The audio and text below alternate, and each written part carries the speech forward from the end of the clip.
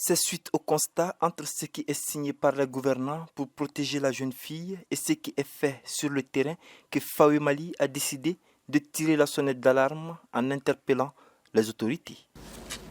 Les recherches montrent que malgré les plans sectoriels qui prévoient diverses mesures pour permettre à tous les enfants d'âge scolaire d'accéder à un enseignement de base gratuit et obligatoire, de graves disparités de genre sont observées dans certaines zones de notre pays.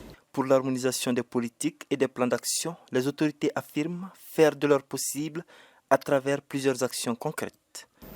Il m'est loisible de rappeler l'engagement des plus hautes autorités du pays à protéger et à promouvoir les droits des enfants de façon générale et ceux de la fille en particulier. À cet égard, je citerai la politique nationale genre, les actions en faveur de la scolarisation des filles.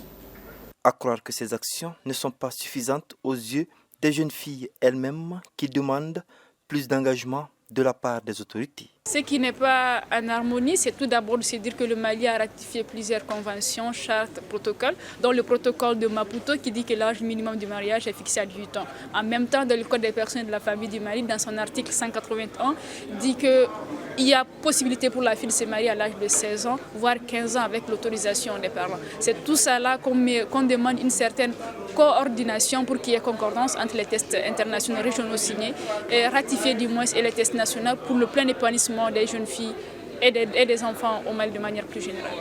En recevant la lettre de plaidoyer des jeunes filles, le secrétaire général du ministère de la Justice a promis des résultats allant dans le sens de la satisfaction des doléances.